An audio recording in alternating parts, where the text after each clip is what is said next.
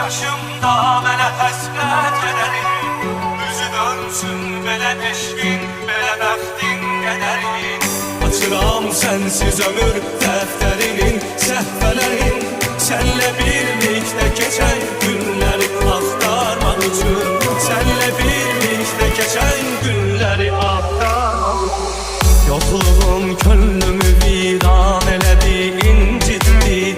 Sən gedəndən mənim ömrümdəki mənə itdi. Bu məhəbbət niyə tez başlayaraq tez bitdi?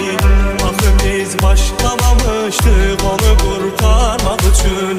Axı biz başlamamışdıq onu qurtarmaq üçün. Necə duydun bu yaşımda mənə həsrət gedərin.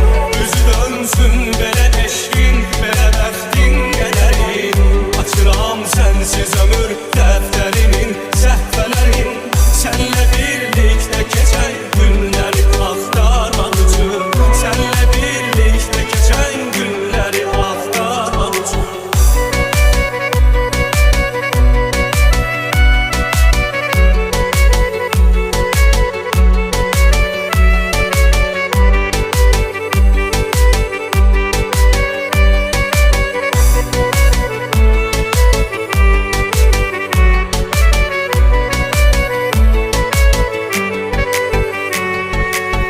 Bilsəm ey gül gələcəksən, sənə güllər dərərəm.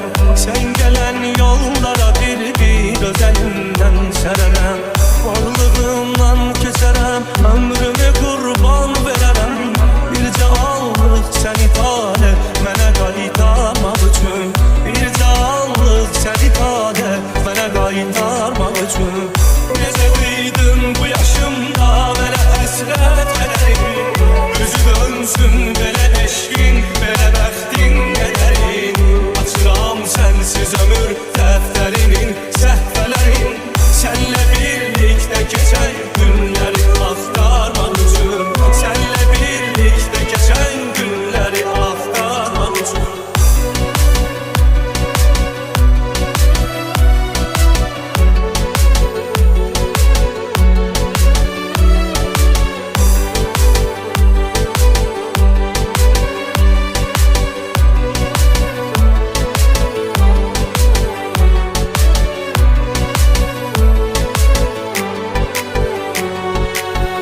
Mənə nifrətli baxışlarla baxıb getdin, getdin. Yandırıb qəlbimi odlarla yaxıb getdin.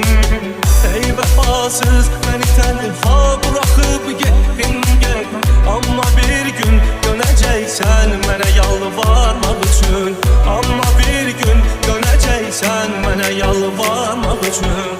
Necə duydun bu yaşımda mənə həsrət gedərin. Üzü dönsün belə eşqin, belə bəxtin qədərin. Açıram sənsiz ömür dəftərinin səhvələrin. Sənlə birlikdə keçən günləri axtarmaq üçün, sənlə birlikdə keçən günləri axtarmaq üçün.